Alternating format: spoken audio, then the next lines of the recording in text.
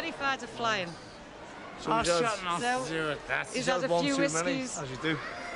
On the coach coming out, and he's had too much. He can't take it short, and he's had too much. Has he He's seen me? terrified of flying. Yeah. Take And I think me it's going to be down refused on the plane. on Belfast. Quiet, quiet. Right. Well, look, it's through your own fault. We've Not my fault. It is Mr. your fault. Cormac, Not my I can't fault. let you Well, no go one this put a evening. bottle of Come whiskey with to your me mouth. now and let's sort We've something got to go out. and rebook with the travel agent now. Have we? All right? Oh, yes. Yeah. Rebook? Yes. Oh. Yes.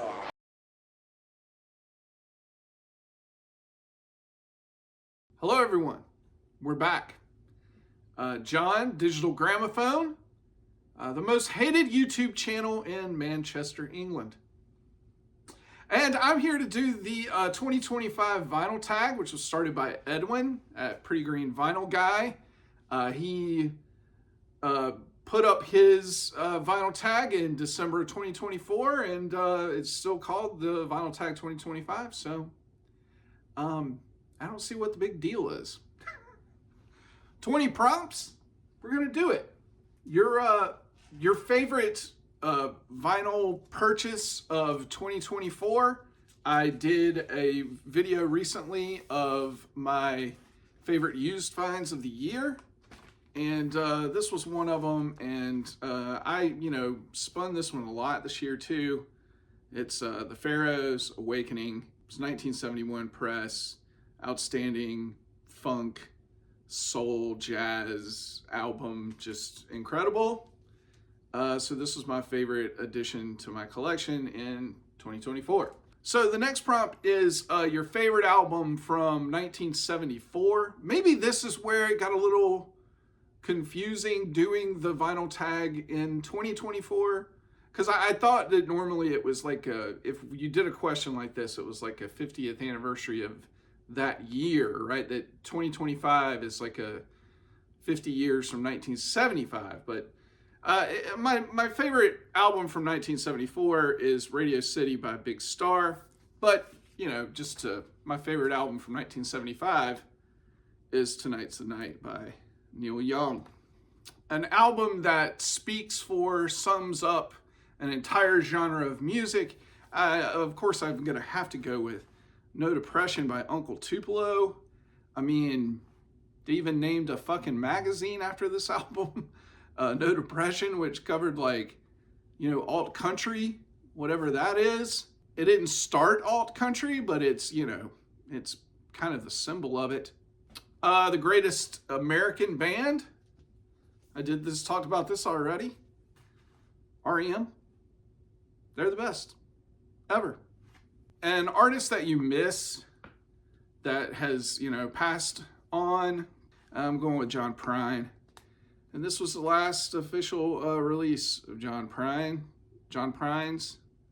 I Remember Everything. Beautiful, beautiful song. Kind of hits hard, this one. Your favorite live album? Well, not only is it my favorite live album, but it's it's in my top 10, maybe even top 5 albums ever. And it's the best live album ever made. Sam Cooke live from the Harlem Square Club. Recorded in 1963, but not released until 1985 officially. This is the best, guys, I'm telling you. An album you would listen to if your partner left you. This was kind of okay. Why are we doing this? Maybe if I was divorced, I'd have a nice fuck you answer for this. Or if you caught me in my 20s when I was in early 30s, when I was going through tumultuous relationships or whatever. But I don't. I'm happily married, so I don't want to think about what I would listen to if my wife left me. But if she did, she's never been a fan of Stephen Malkmus, ever. Like, she's just not a fan of the slacker aesthetic, guys. So I would listen to Wowie Zowie by Pavement. I'd play it fucking loud. An album where the drums sound amazing. I'm going to highlight Kurt Dahl from the New Pornographers because I think that this is one of the most underrated drumming performances in the history of popular music. Rock music especially. Guys, if you've never listened to the New Pornographers, if you are a drummer If you're a fan of drummers, check this album out, but also just the drumming by Kurt Dahl.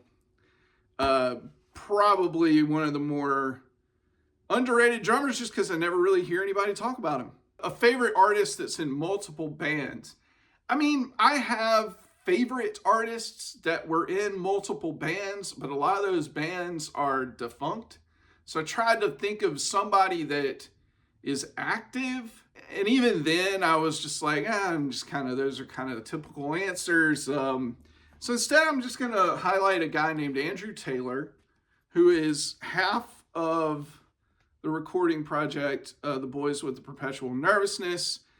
He is also the lead singer, principal songwriter of the band Dropkick, which did they just release an album last year, at the end of last year, or maybe they have a new release coming out this year?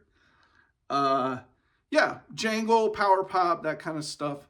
Andrew Taylor from Scotland. All right, time to draw that line in the sand, guys. Stones or Beatles? The answer is obvious. Traffic. You partake of maybe some gummies or a vape or just the good old-fashioned, way of partaking in marijuana. What are you going to listen to? How about the Cosmic Jokers? That works for me, I guess. Grooves, weirdness, spaciness. Yeah. How about that? Galactic Supermarket by the Cosmic Jokers. An album from the 80s that you still listen to. Well, here's the thing, guys. I was born in 1978. I didn't really have like a huge connection to the 80s. My coming of age with music was really the 1990s, because you're talking about me being a preteen into a teenager. The 80s, we listened to the radio. My parents didn't listen to a ton of contemporary music though. They listened to a lot of older R&B, Motown, the oldies station is what we called it.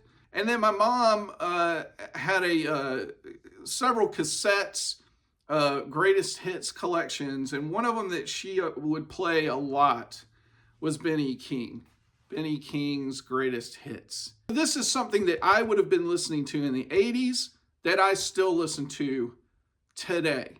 Maybe not all the time, but I'll still occasionally pull this record out. An artist whose political views have soured you.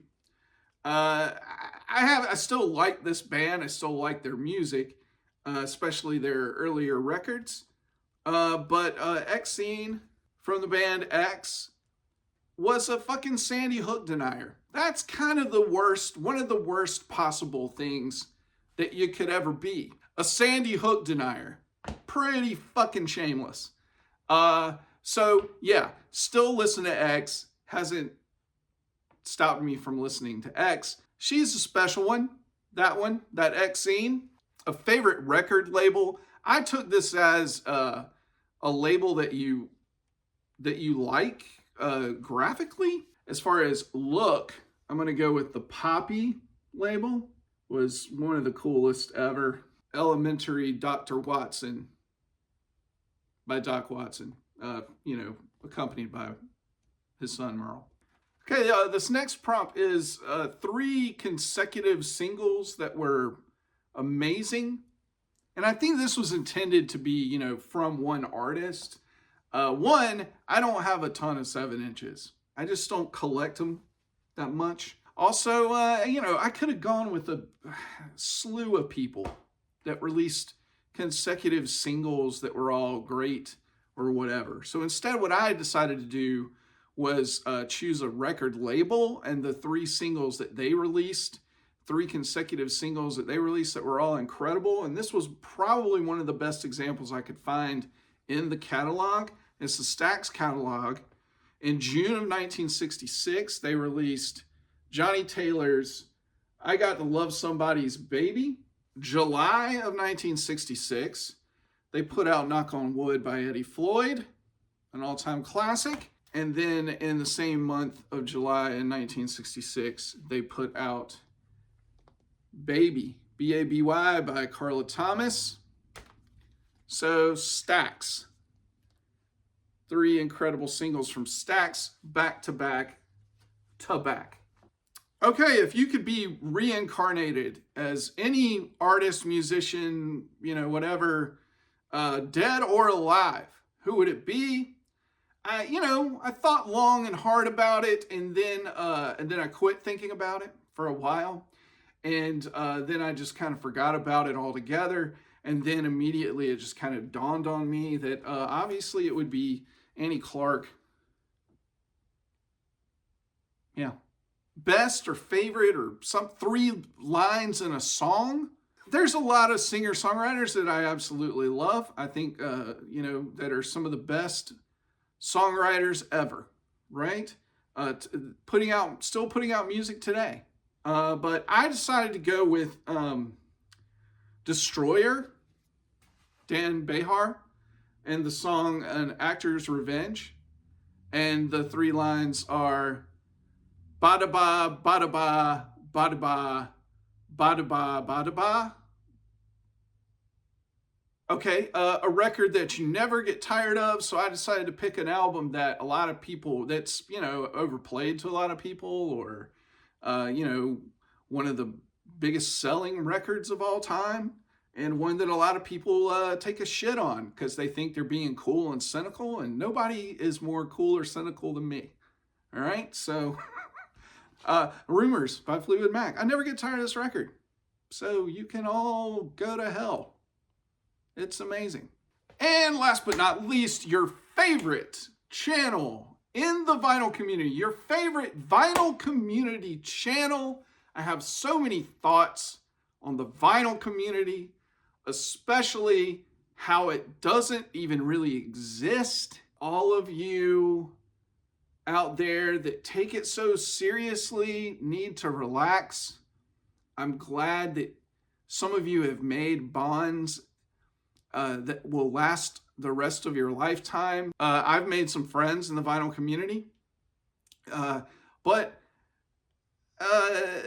we don't have like a town center, where we have meetings and shit. I don't know. Some of you with your rules and I don't know, the vinyl community, it doesn't really exist. But here are 4 channels that I'm going to shout out. Vinyl Voyage, Chords Records, Fitz Electric Bar, and Sound of Minder. Those are the 4 channels that I'm going to mention. And that's it. Okay, guys. Vinyl Tag 2025 in the books. Again, hope everybody's doing well. We'll talk to you later. All right, bye. Digital gramophone makes no sense.